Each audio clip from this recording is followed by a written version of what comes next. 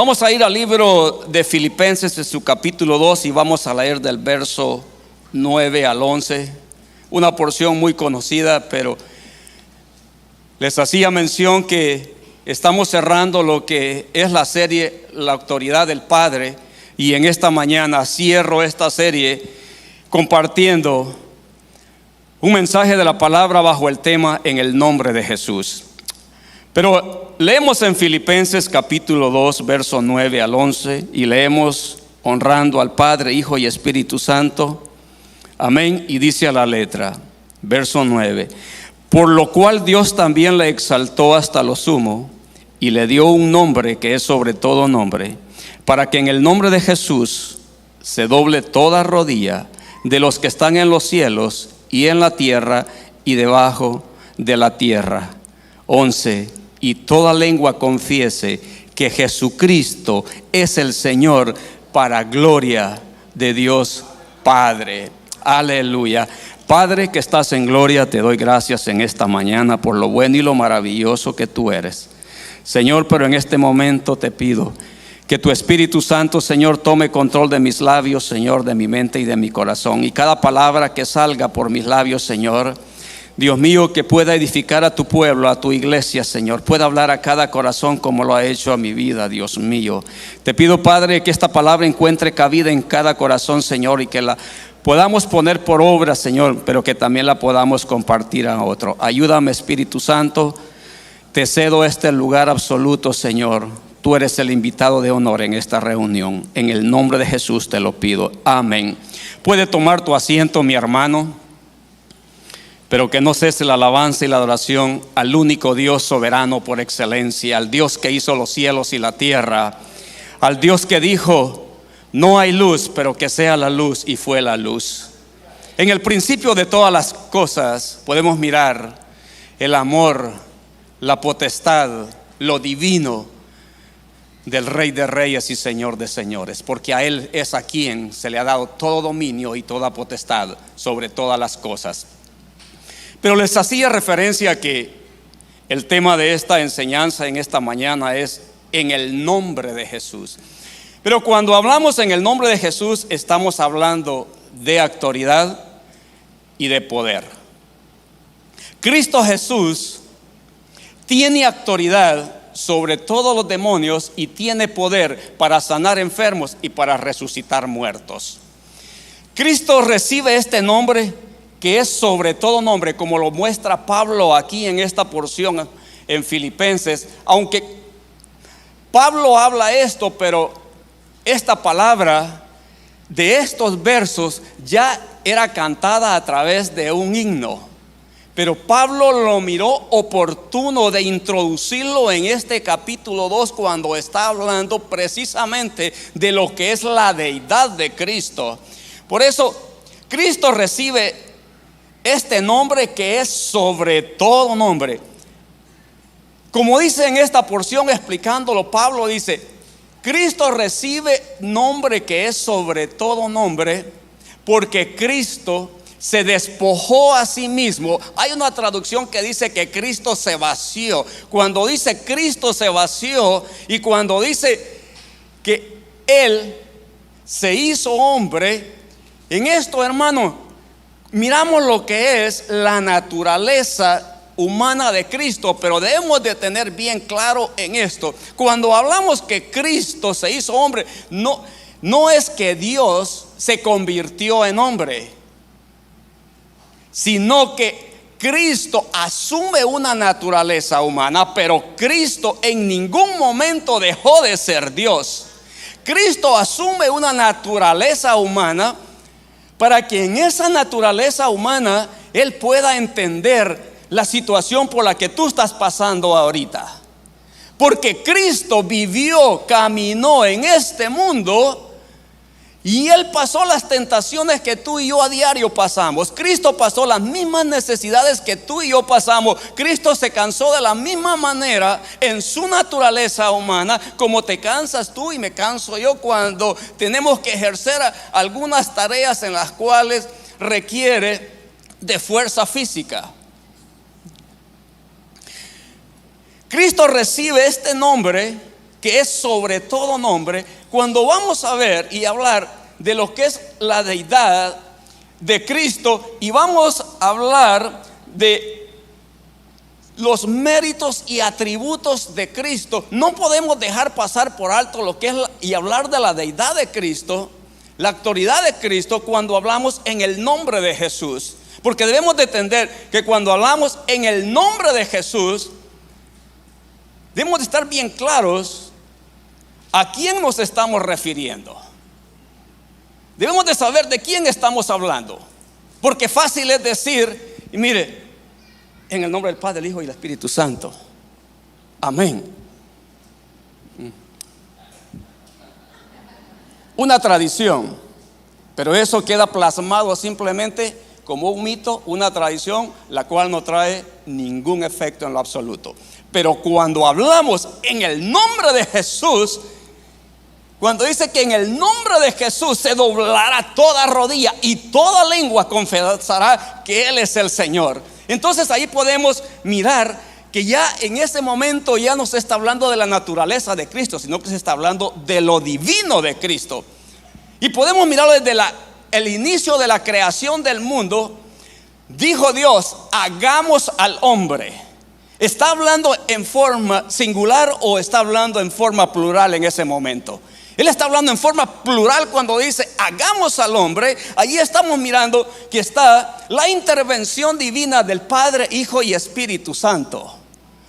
Ahí estamos mirando que el Padre dice hagamos al hombre a nuestra imagen y a nuestra semejanza. Y le da autoridad y dominio sobre todo lo que Dios había creado. Y todo lo que Dios había creado, el hombre recibe autoridad de parte de Dios, porque Dios delega su autoridad. Y Dios la comenzó a delegar desde la primer pareja que Dios puso en el huerto de Edén, y la delegó a través de los profetas, de los reyes, de los sacerdotes, y la delegó a sus discípulos y la delegó a nosotros que somos la iglesia. Amén. Ahí podemos ver que cuando Cristo vino a nacer de una forma milagrosa, porque Cristo vino a nacer a través, Dios usando el vientre de una mujer que fue la Virgen María, es concebido por obra del Espíritu Santo y no por obra de varón humano. Cristo es concebido milagrosamente. Cristo nace milagrosamente. Cristo camina milagrosamente. Cristo muere milagrosamente. Cristo resucita milagrosamente. Y Cristo es ascendido al cielo milagrosamente. Amén. Cristo vino al mundo por ese nacimiento virginal milagroso y vivió una vida virgen milagrosa hasta el momento que Él es levantado con poder y gloria y llevado a la diestra del Padre. Entonces, cuando hablamos en el nombre de Jesús, tenemos que estar conscientes y enterados que estamos hablando de ese Cristo vivo de poder, el que tuvo por un lapso de tiempo asumir o adoptar una naturaleza humana, porque era nada más a través de esa naturaleza humana que Cristo, el segundo Adán, podría redimir a la humanidad que estaba perdida en sus delitos y pecados, no habiendo ningún otro medio, dice la palabra, por el cual el hombre pudiera ser salvo, sino solamente a través del sacrificio vicario de Cristo, el Cordero inmolado, que murió en el Cordero, fue resucitado, pero al tercer día fue levantado con poder y gloria.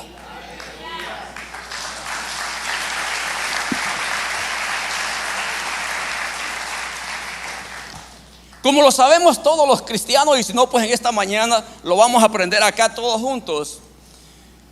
Aunque acá tengo teólogos, tengo maestros de la palabra en mi audiencia, están mis pastores, mis maestros. Pero para los que están por primera vez, o tal vez los que están tiernos en la palabra, mire, en la encarnación de Cristo significa que el Hijo de Dios se hizo hombre. Esto no significa que Dios se convirtió en hombre, ni tampoco que Dios dejó de ser Dios y comenzó a ser hombre, sino que permaneciendo como Dios, tomó una naturaleza, es decir, la humana, uniendo esta naturaleza a la divina en un solo ser o persona que viene a ser ¿quién? El Rey de Reyes y Señor de Señores, Jesucristo de Nazaret, el Rey de Gloria. Verdadero Dios y verdadero hombre, no 50 Dios ni 50 hombre. Jesús sigue teniendo su deidad como Dios y asumiendo una naturaleza de 100% como humana para él poderse presentar, para poder pagar la deuda nuestra adquirido por el primer Adán, nuestro primer padre en el huerto del Edén. Porque a Adán se le fue dada una orden, se le dio autoridad, se le dio dominio, se le puso en bandeja de plata todo lo que Dios había creado. Pero le dijo Dios: de todo lo que hay acá, Adán, podrás comer, pero ciertamente del árbol del bien y del mal no comerás, porque el día que de él comieres, ciertamente morirás.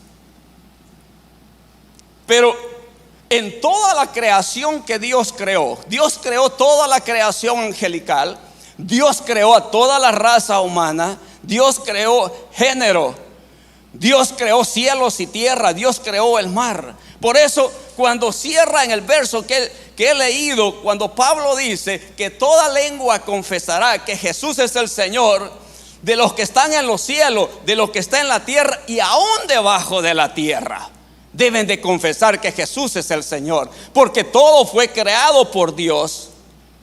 Pero Dios también establece sus preceptos y sus estatutos, y esos son los estatutos que el hombre viola, transgrede ante la presencia de Dios, y por ende se separa de lo que es la presencia de Dios y tiene que asumir una responsabilidad. Pero esa responsabilidad no la asumieron los padres como lo fue Adán y Eva, sino que el que vino a asumir una responsabilidad que a él no le correspondía se llama Cristo Jesús.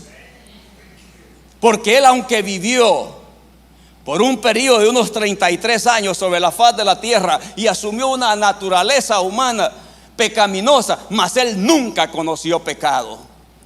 Vivió en un mundo imperfecto como el que tú y yo estamos viviendo, pero él siempre se mantuvo perfecto, porque él es perfecto desde antes de la creación del mundo. Permanece perfecto y seguirá siendo perfecto por la generación, por los siglos de los siglos. Él seguirá siendo perfecto. El hombre erró al blanco. El primer hombre falló. Lo que Dios plasmó para que el hombre le obedeciera y poderle entregar lo que era algo que Dios había creado perfectamente, el hombre viene y lo imperfecciona. Porque nosotros no solamente somos unos imperfectos, sino que somos buenos para arruinar las cosas, ¿verdad? Somos unos buenos perfectos para arruinar lo que ya estaba perfecto. Pero viene el maestro que nos enseña y nos muestra cómo se deben de hacer las cosas. Y él nos los enseña en obediencia. Cuando somos obedientes, vamos a poder hacer las cosas como Dios nos manda que las hagamos. Pero desde el momento que comenzamos a desobedecer lo que Dios nos pide que hagamos, hermanos, es cuando comienza un caos. Y después comienzan a brotar lágrimas de dolor. Comienzan a brotar cadenas de amargura, pero todo fue desde el inicio de una desobediencia. La Biblia nos dice: maridos, amad a vuestras mujeres así como Cristo amó a la iglesia. ¿Y qué es lo primero que hacemos? Salir corriendo en cualquier otra falta que se aparece por ahí enfrente. Y desobedecemos lo que Dios nos ha pedido que haga. Dice: maridos, amad a vuestras mujeres y viví sabia y piadosamente con ella. ¿Y qué es lo que hacemos? Vivimos una vida torpe, desordenada, y después venimos llorando, gritando, queriendo que sean los psicólogos, sea el pastor el que quiera enmendar nuestros propios errores. Pero ¿por qué cuando vamos a cometer un error no venimos y le pedimos permiso primero al pastor? Si yo me quiero ir a emborrachar, ¿por qué no primero vengo y le digo, pastor, fíjese que yo me quiero ir a tomar unas cuantas cervezas? Pastor, fíjese que hay una muchacha por allá que me gusta, yo pienso cantinearla a usted. Pastor, ¿alguna vez alguien ha venido y le ha hecho esa pregunta? ¿Le ha pedido permiso? ¿Verdad que no? Claro que no. Pero después si viene llorando, ¿verdad? Mire, pastor, es que mi mujer ya no me quiere, mi mujer no me dejó. ¿Y por qué te dejó? No, pues me puse a enamorar. Ah, no te tuvo solo que haber dejado, el cuello te debió haber cortado. Desde el principio comenzamos a mirar cómo el hombre viene a desordenar lo que Dios ordenó. Dice la Biblia que todo lo que Dios hace es perfecto. Amén. ¿Cuántos están de acuerdo? Todo lo que Dios hace es perfecto.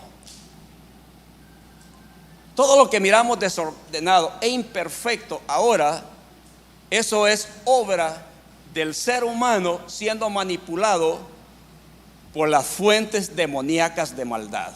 Pero Cristo nos enseña cómo la iglesia, los hijos de Cristo, los que hemos sido lavados y comprados por ese precio precioso en la cruz del Calvario, se nos ha delegado autoridad. Dice en Juan capítulo 2, verso 1. Aquí miramos cómo la deidad de Cristo es revelada en este momento. Por eso les decía que Cristo, aunque asume una naturaleza humana, Él nunca se despojó de lo divino. Aquí es una porción muy conocida donde miramos, donde Jesús, María y sus discípulos fueron invitados a la boda de Caná de Galilea. Juan capítulo 2, verso 1 al 11. Al tercer día se hicieron unas bodas en Caná de Galilea, y estaba allí la madre de Jesús, y fueron también invitados a las bodas de Jesús, a las bodas Jesús y sus discípulos. Y faltando el vino, la madre de Jesús le dijo: no tienen vino. Jesús le dijo: ¿qué tienes conmigo, mujer? Aún no ha venido mi hora. Su madre dijo a los que servían: haced todo lo que os dijere. Y estaban ahí 6 tinajas de piedra para agua, conforme al rito de la purificación de los judíos, en cada una de las cuales cabían 2 o 3 cántaros. Y Jesús le dijo: llenad estas tinajas de agua. Y las llenaron hasta arriba.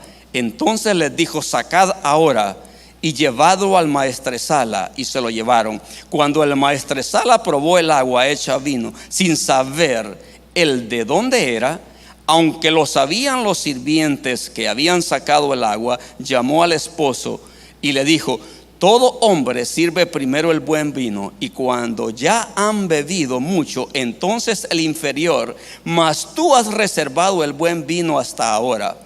Este principio de señales hizo Jesús en Caná de Galilea y manifestó su gloria, y sus discípulos creyeron en él. Eso no lo podía hacer alguien humanamente. Yo pregunto acá ahorita, por favor levánteme la mano el que me pueda convertir este poco de agua en vino. Por favor, uno por uno, no todos a la vez. Allí estaba un hombre llamado Jesús, pero en ese hombre emanaba lo divino, lo poderoso. Por eso él simplemente dio una orden. Él no dijo: agua, al contar 3 te conviertes en vino. 1, 2, 3, vino, bravo, bravo, se convirtió el agua. No, él dijo: llenen esas tinajas y las sirven. Llenen las tinajas y las sirven. Y cuando ¿sirvieron agua o sirvió vino el maestresala? Sirvió vino. Y llama todavía, le dice al marido: vos vení, le dice, vení, le dice, explícame cómo es esto, le dice. En la costumbre, le dice, sirven primero el mejor vino, y cuando ya todos están: voy llegando a Pénjamo. Entonces viene, le dice, y sirve el inferior vino. Pero tú, le dice, has reservado el mejor vino para el final. La respuesta era simple, mi hermano. Es porque Cristo, Él no sabe hacer las cosas malas. Todo lo que Cristo hace es bueno. Por eso el agua se convirtió en el mejor vino que jamás en la historia haya existido. Y solamente está reservado cuando allá en la boda del Cordero el Señor nos digan: vení, papito, dice, vamos a celebrar porque triunfaste, llegaste, me creíste. Mi poder estaba ahí, pero tú creíste que yo había muerto por ti. Tú luchaste porque yo ya había vencido por ti. Tú venciste porque yo ya había vencido por ti. Así que ahora ven y celebremos. Eso es para alegrarse y dar saltos de alegría, mi hermano. Gloria a Jesús.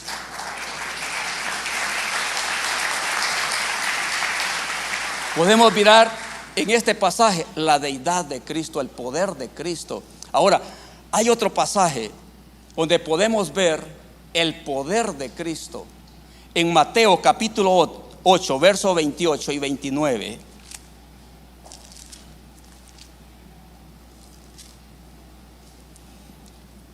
Dice: y llegando, Mateo capítulo 8, 28 y 29. Dice: y llegando a la casa, vinieron los ciegos, y Jesús les dijo: ¿creéis que puedo hacer esto? Y ellos dijeron: sí, Señor, lo puedes hacer, porque entendían el poder que estaba en Cristo.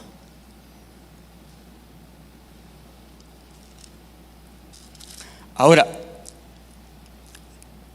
Mateo 8, 28. Les leía ahorita 9, 28. 8, 28. Cuando llegó a la orilla, a la tierra de los Gadarenos, vinieron a su encuentro 2 endemoniados que salían de los sepulcros, feroces en gran manera, tanto que nadie podía pasar por aquel camino, y clamando, diciendo: ¿qué tienes con nosotros, Jesús, Hijo de Dios?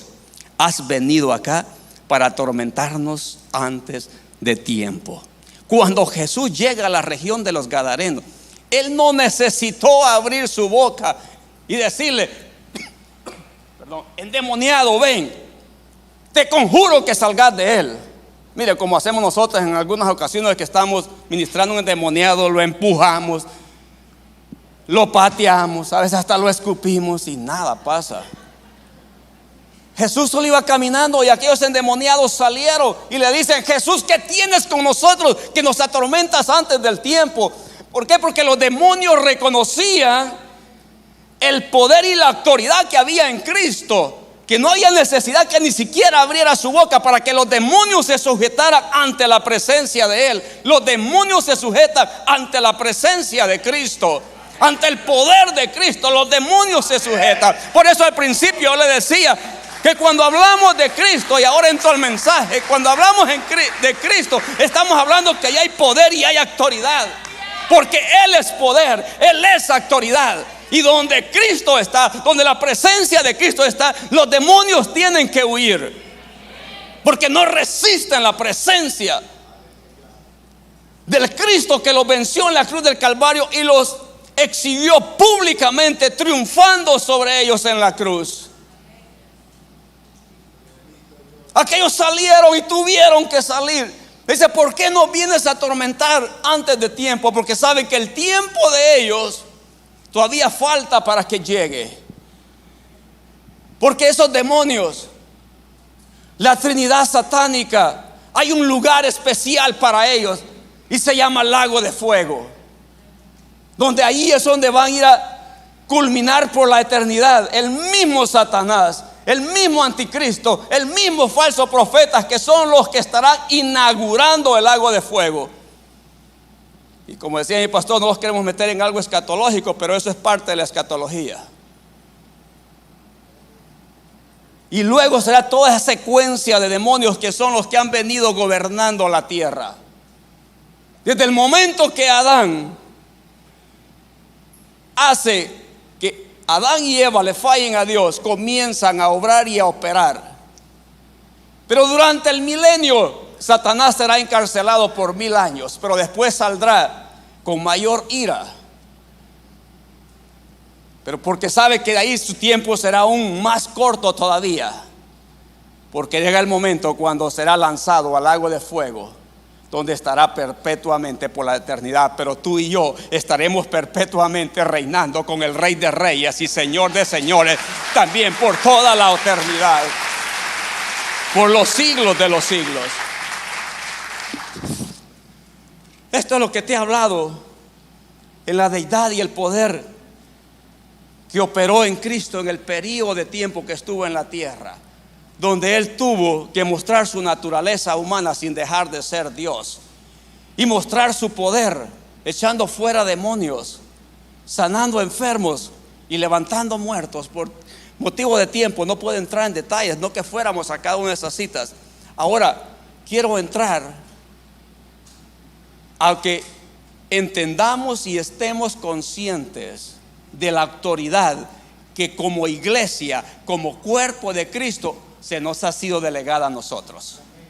Porque no podemos venir a hablar en el nombre de Jesús, porque voy a tocar una porción donde se habla de que hubieron unos que quisieron imitar a los apóstoles, querer hacer a lo que ellos hacían. Le dicen: mira,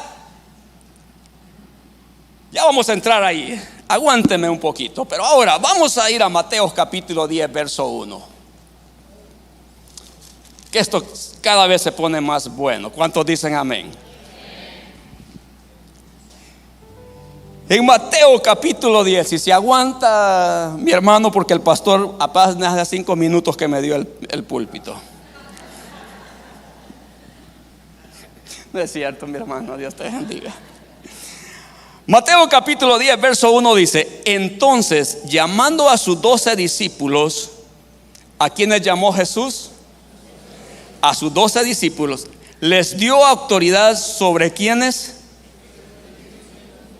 ¿Para qué? ¿Y para qué más? Y toda dolencia. Verso 5 del mismo capítulo. Y estos 12 envió Jesús y les dio instrucciones diciendo: por camino de gentiles no vayáis, y en ciudad de samaritanos no entréis, sino id a las ovejas perdidas de la casa de Israel, y yendo, predicad diciendo: el reino de los cielos se ha acercado, sanad enfermos, limpiad leprosos, resucitad muertos, echad fuera demonios, y de gracia recibiste, y dad de gracia lo que habéis recibido. Esa es la autoridad que recibe la iglesia. Y di conmigo: yo tengo autoridad, porque yo soy la iglesia. Los que crean, denle un aplauso al Señor.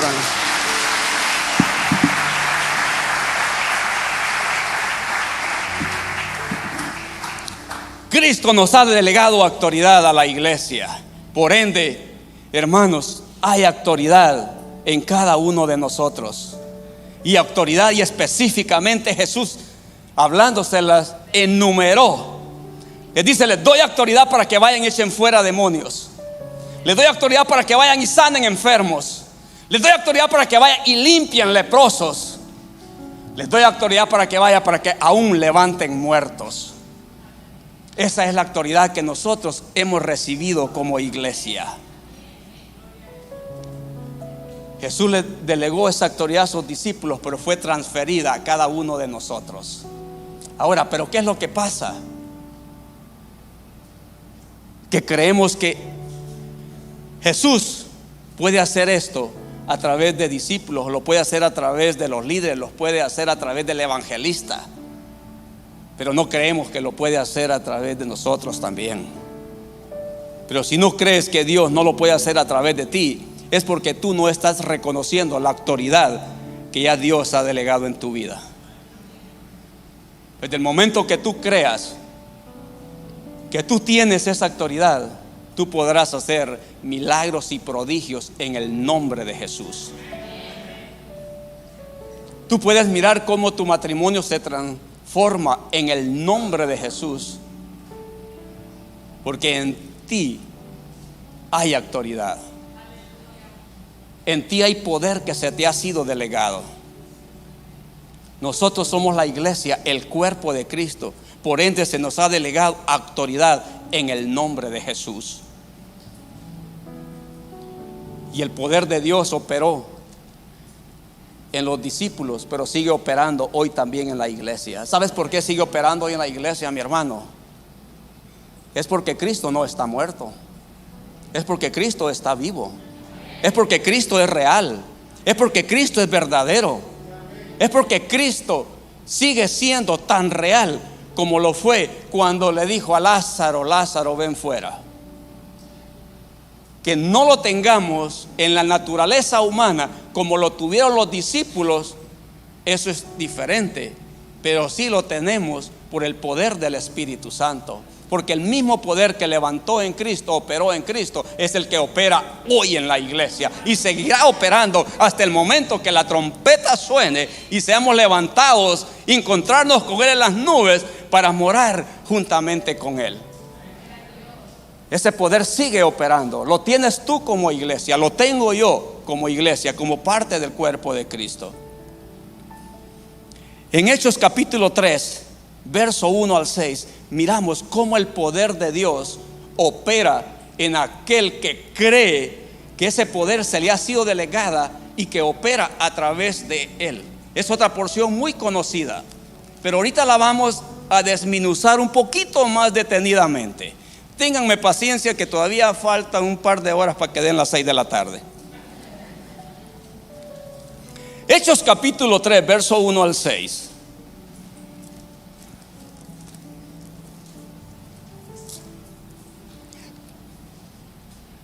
Pedro y Juan subían juntos al templo a la hora novena, la de la oración. Y era traído un hombre cojo de nacimiento, a quien ponían cada día a la puerta del templo, que se llamaba La Hermosa, para que pidiese limosna de los que entraban en el templo. Hay 3 cosas acá que quiero que mires minuciosamente mientras vayamos leyendo. Para que pidiese limosna, ¿a qué lo traían? A que pidiese limosna de los que entraban en el templo. Cuando vio a Pedro y a Juan que iban a entrar en el templo, le rogaba que le diese limosna. Pedro, con Juan fijando en él los ojos, le dijo: míranos. Entonces él se estuvo atento, esperando recibir de ellos algo. Mas Pedro dijo: no tengo plata ni oro, pero lo que tengo te doy. En el nombre de Jesucristo de Nazaret, levántate y anda. Y tomándole por la mano derecha, le levantó, y al momento se le afirmaron los pies y tobillos. Y saltando se puso en pie y anduvo, y entró con ellos en el templo, andando y saltando y alabando a Dios. Gloria a Jesús.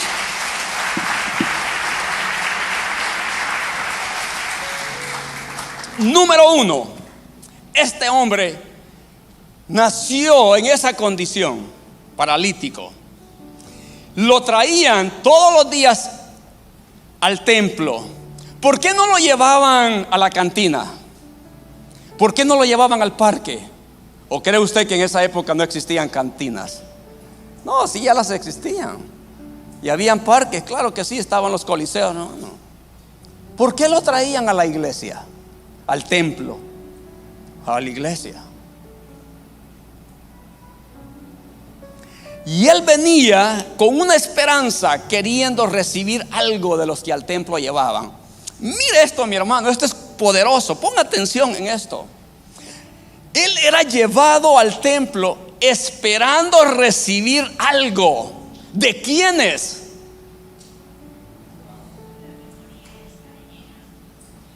De los que llegaban al templo. Mi hermano, ¿te das cuenta lo especial que hay en ti? ¿Cuántas personas están queriendo recibir lo que Dios ha puesto en ti? Este hombre ha llevado porque en él sabía y estaba la esperanza que los que llegaban al templo le iban a dar algo.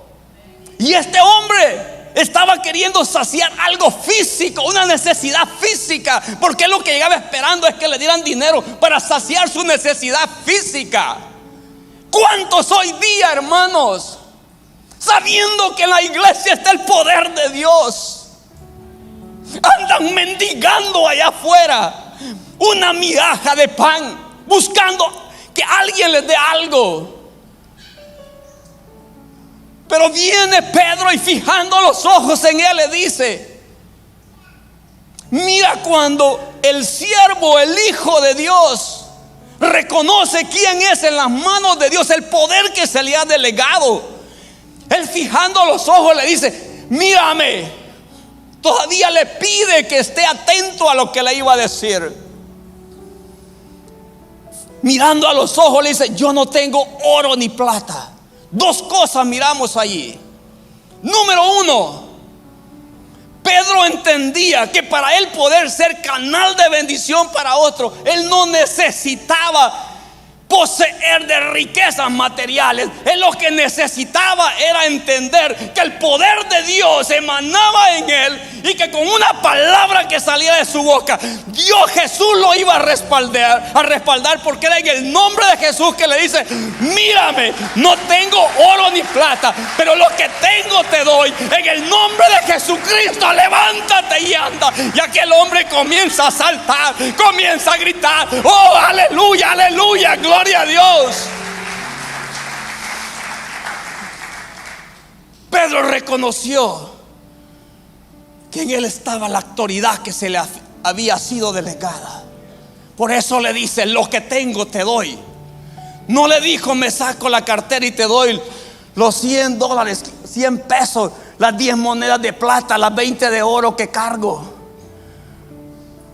No le dijo eso, porque Pedro sabía que aquel hombre lo que necesitaba no era algo de lo que había venido mendigando. Lo que él necesitaba era que el poder de Dios se le revelara en ese momento. Y no solamente iba a recibir algo para saciar su necesidad en ese momento, porque ¿qué tanto recibía el de limosna? Tal vez ni lo suficiente para el día, porque todos los días lo regresaban al mismo lugar. Eso quiere decir que no recibía ni lo suficiente para poder sobrevivir un día.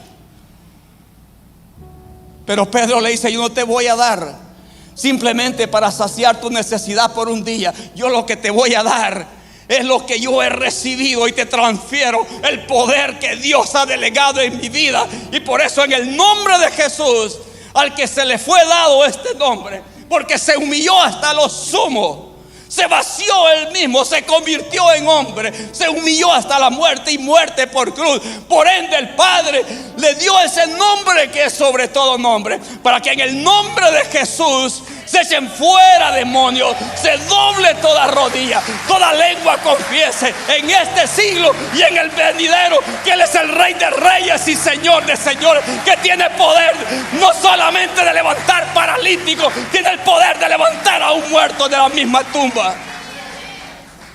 ¿Por qué sigues llorando por la condición que estás viviendo? Yo te voy a decir por qué. Porque aún dudas de la autoridad que tienes como el Hijo de Dios. Porque dice Juan 1:12 que a los suyos vino, mas los suyos no les recibieron. Mas a los que le ha recibido, Él les ha dado la potestad de ser hechos hijos de Dios. Por ende, si tú ya recibiste a Jesús, tú eres hijo de Dios. Y si aún estás en condición y en calidad nada más de creación, esta es la mañana cuando Jesús te da la oportunidad de convertirte en hijo del Padre. Alguien podrá preguntarse: ¿y así de fácil? Así de fácil. Solo está que abras tu corazón, que aceptes a Jesús como el Señor y Salvador de tu vida, y tú recibes la entrada al cielo y recibes la autoridad que se le fue delegada a la iglesia. Porque desde ese momento te conviertes ya en el cuerpo de Cristo y te conviertes en la iglesia lavada y comprada por la sangre del Cordero. Esa es la autoridad que opera en un siervo de Dios que camina conforme el corazón de Dios. Porque no es que porque yo cargue una Biblia más grande con 5 o 7 traducciones, se trata de cuál es el estilo de vida que estoy viviendo para el Señor. No se trata de qué carro manejo o en qué casa vivo.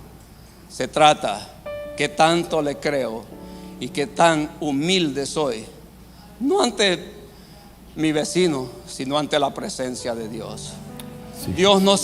Jesús no se humilló hasta lo sumo para impresionar a los escribas, a los sacerdotes. Él se humilló hasta lo sumo porque sabía que él, por humillarse hasta lo sumo, él recibiría un nombre que es sobre todo nombre. Él no recibió aplausos del público. Jesús no recibió aplausos por los 5,000 más mujeres y hijos que les dio de comer. Al contrario, son los que le decían: crucifíquenle, crucifíquenle, mátenle. Es un impostor. Él no buscó aplausos de ellos. Él lo que buscaba era hacer la voluntad del Padre, mantenerse fiel hasta cumplir el mandato y el llamado por el cual había venido él a esta tierra. Pero él, por haberse mantenido fiel hasta la muerte, él recibe ese nombre que es sobre todo nombre. Por eso, en el nombre de Jesús, toda lengua confesará, toda rodilla se doblará, todo demonio huirá, y todo matrimonio, todo hogar que hoy esté en quiebra, Cristo lo va a restaurar. Cristo lo levanta. Cristo saca jóvenes de la pandilla. Cristo saca hombres y mujeres de la drogadicción, del alcoholismo, y los convierte en unos siervos para su reino y para su gloria. Dios saca de la inmundicia para hacerlos grandes en su reino, para que brillen ante las tinieblas, para que echen a correr demonios, para que pongan el nombre de Dios en alto. Dios pone de su gloria en aquellos que le creemos y estamos dispuestos a servirle. A los que queramos vivir una vida que le honre y le agrade a Él. No una vida perfecta, mi hermanos, porque esa perfección es la que buscamos, y un día lo alcanzaremos en el momento que nos reunamos con Él. Mientras estemos en la tierra, hermanos, seguimos luchando, seguimos caminando, buscando esa perfección. Pero tomados de la mano de Cristo, somos más que vencedores. Pablo lo dijo: todo lo puedo en Cristo que me fortalece. Y ya no vivo yo, dijo, mas Cristo vive en mí. Y las obras que ahora hago, las hago para la honra y la gloria de Dios. Porque dijo Pablo: yo me he dado por un ignorante, por un inútil, por amor a la obra de Dios. No se trata de que yo brille, se trata de que el nombre de Jesús sea exaltado en todo tiempo, y que el Padre reciba la honra y reciba la gloria a través de lo que tú haces. Porque hoy tú vas a salir de este lugar creyendo el poder que se te ha sido delegado, la autoridad que hay en ti. Pero no queramos ser simplemente unos imitadores. Aunque la palabra dice que imitemos la fe de nuestros pastores, eso imita. Pero no hay que querer imitar las obras que ves que alguien hace, como ora y los enfermos se sanan. Ya lo expliqué, pero tú miras cómo Dios usa a una persona para que los enfermos sanen. Es porque esa persona ha creído que ha recibido el poder de Dios y vive una vida que le agrada a Dios. No se trata de imitar. En Hechos capítulo 19, verso 11, mira la historia. Te hice referencia hace un momento de que no se trata de imitar, sino vivir una vida bajo el poder de Dios.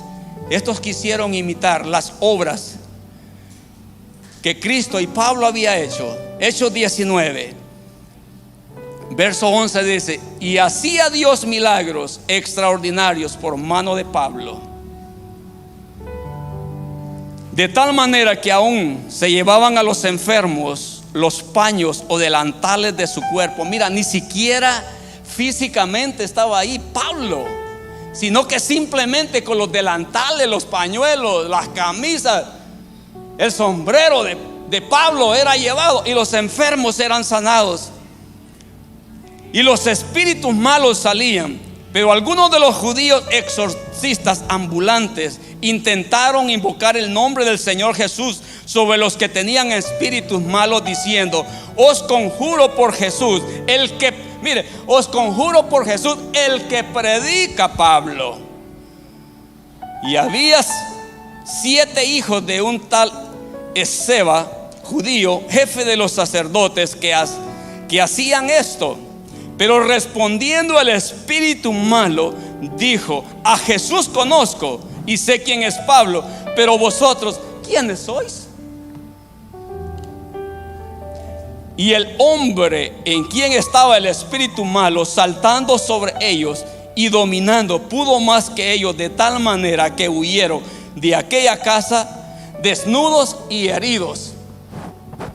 Claro, ellos fueron en el nombre del que predica Pablo, y los demonios lo que hicieron fueron reírse y mandarlos con una paliza que si mal los mata. Dice: claro, a Jesús conocemos, sabemos quién es Pablo, porque los demonios, mis hermanos, ellos conocen muy bien de Jesús.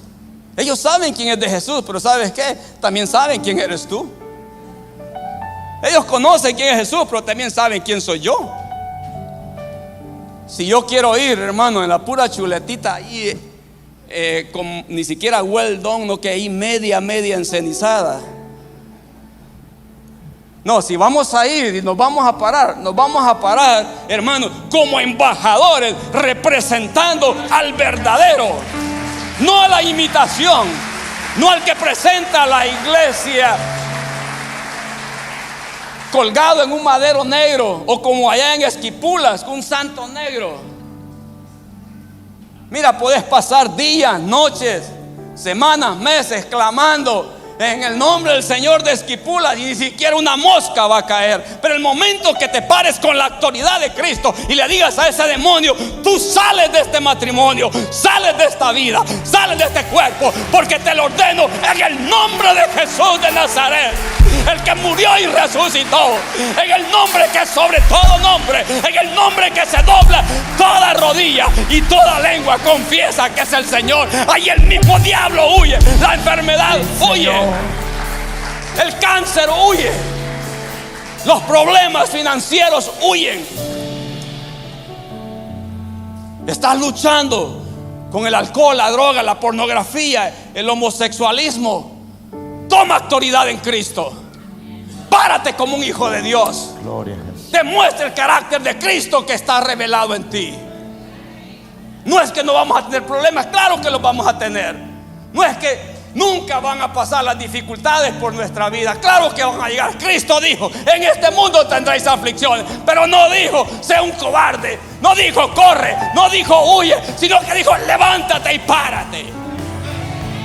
Y demuestra al mundo que aquí está una sierva, que aquí está un siervo de Dios, que aquí está el carácter, aquí está la autoridad, aquí está el poder de ese Cristo inmolado.